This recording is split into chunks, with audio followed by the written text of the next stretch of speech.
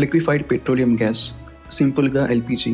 రీసెంట్గా మీరు చాలా న్యూస్ ఛానల్స్లో చూసుంటారు, ఎల్పిజి షార్టేజ్ నడుస్తుందని, బుక్ చేయాలంటే వెయిటింగ్ టైమ్స్ ఎక్కువ ఉన్నాయని. అసలు మన ఇండియాకి ఈ షార్టేజ్ ఎందుకు వచ్చింది, మళ్ళీ ఎప్పుడు నార్మల్ అయ్యే ఛాన్స్ ఉంది, ఈ వీడియోలో తెలుసుకుందాం. ఈ షార్టేజ్ ఎందుకు వచ్చిందో తెలుసుకునే ముందు ఫస్ట్ ఎల్పిజి ఎలా ఎక్స్ట్రాక్ట్ చేస్తారో తెలుసుకుందాం. ఎల్పిజికి మెయిన్ కాంపోనెంట్ క్రూడ్ ఆయిల్. ఈ క్రూడ్ ఆయిల్ని రిఫైనింగ్ చేసే ప్రాసెస్లో పెట్రోల్, డీజిల్, కిరోసిన్ ఇలా ఒక్కో టెంపరేచర్ దగ్గర ఒక్కో బై ప్రోడక్ట్ వస్తుంది. చాంబర్ టాప్లో ప్రోపేన్ అలాగే బ్యూటేన్ గ్యాసెస్ సెటిల్ అవుతాయి. అలా వచ్చిన గ్యాసెస్ని లిక్విడ్ ఫామ్లో కన్వర్ట్ చేసి వాటిని సిలిండర్స్లో నింపుతారు. దాన్నే మనం ఇళ్లల్లో గ్యాస్ సిలిండర్స్లో వాడుకుంటున్నాం. అయితే ఇక్కడ మెయిన్ ప్రాబ్లం వచ్చేసరికి ఇండియాలో ఓన్లీ 40% మాత్రమే రిఫైనింగ్ చేసి ఎల్పిజిగా మారుస్తారు. మిగతా 60% మనం వేరే కంట్రీస్ నుంచి ఇంపోర్ట్ చేసుకుంటున్నాం. అండ్ ఆ 60%లో కూడా మ్యాక్సిమం పర్సంటేజ్ సౌదీ అరేబియా అలాగే ఖతర్ నుంచి ఇంపోర్ట్ చేసుకుంటాం.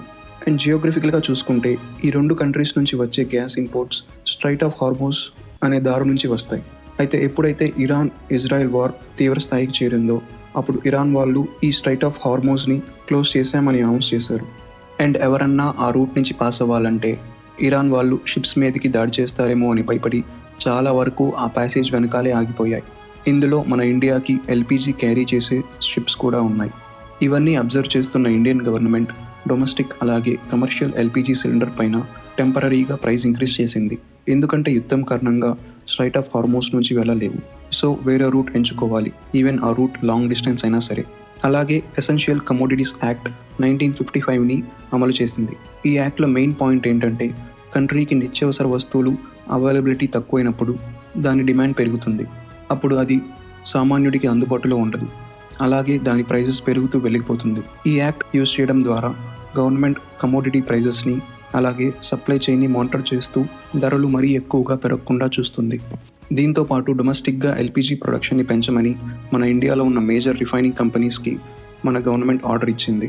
అండ్ అలా వచ్చిన గ్యాస్ని ఫస్ట్ ప్రయారిటీ హోమ్ కుకింగ్ యూసేజ్కి ఇవ్వాలని ఆర్డర్ పాస్ చేసింది. దీంతో పాటు ఒక గ్యాస్ బుక్ చేసుకున్నాక మళ్ళీ నెక్స్ట్ గ్యాస్ సిలిండర్ బుక్ చేయాలంటే వెయిటింగ్ పీరియడ్ని 15 డేస్ నుంచి 25 డేస్కి పెంచింది. ఇలా చేయడం ద్వారా బ్లాక్లో సిలిండర్స్ అమ్మడం తగ్గుతాయి.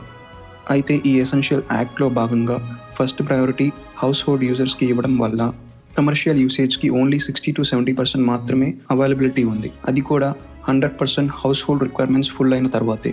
దీని కారణంగానే హైదరాబాద్, చెన్నై, బెంగళూరు లాంటి మేజర్ సిటీస్లో హోటల్స్, రెస్టారెంట్స్ లిమిటెడ్గా ఫుడ్ సర్వ్ చేస్తున్నాయి. అండ్ ఈవెన్ కొన్ని పీజీస్ అయితే కంప్లీట్లీ క్లోజ్ చేశాయి, మరికొన్ని కట్టెల పొయ్యికి షిఫ్ట్ అయ్యారు. అలాగే Indian environment and pollution control board కూడా టెంపరరీగా కట్టెల పొయ్యిని వాడుకోవచ్చని పర్మిషన్ ఇచ్చింది. ఇన్ని చేసిన కమర్షియల్ యూజర్స్కి ఇంపాక్ట్ అయితే ఖచ్చితంగా ఉంటుంది. కానీ గవర్నమెంట్ చెప్తున్న దాని ప్రకారం కొన్ని రోజుల్లో ఇష్యూస్ అన్నీ సార్ట్ అవుతాయని, అలాగే 2 న్యాచురల్ గ్యాస్ షిప్స్ కూడా ఇండియాకి రీచ్ అవుతాయని చెప్తుంది. అయితే గవర్నమెంట్కి కూడా ఇప్పటికీ పూర్తిగా క్లారిటీ లేదు. ఎందుకంటే ఇరాన్ వాళ్ళు తగ్గట్లేదు, అలాగే యుఎస్ఏ కూడా తగ్గట్లేదు. ఏదేమైనా కేవలం కొన్ని రోజులు స్ట్రైట్ ఆఫ్ హార్మోన్స్ని బ్లాక్ చేస్తేనే ఇండియాలో ఇంత షార్టేజ్ వచ్చింది. ఇదే కనుక మార్చ్ ఎండ్ వరకు కానీ కొనసాగితే మన దగ్గరున్న డొమెస్టిక్ సప్లై కూడా పూర్తిగా అయిపోతుంది.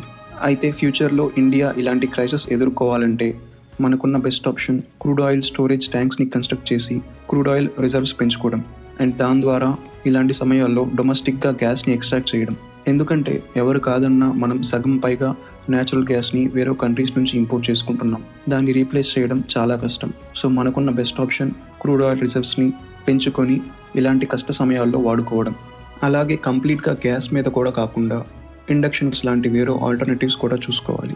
దీని గురించి మీరేమనుకుంటున్నారు? ఫ్యూచర్లో ఇలాంటి పరిస్థితి ఇండియాకి రాకుండా ఉండాలంటే ఏం చేస్తే బాగుంటుందో కమెంట్స్లో చెప్పండి. మళ్ళీ నెక్స్ట్ వీడియోలో కలుసుకుందాం.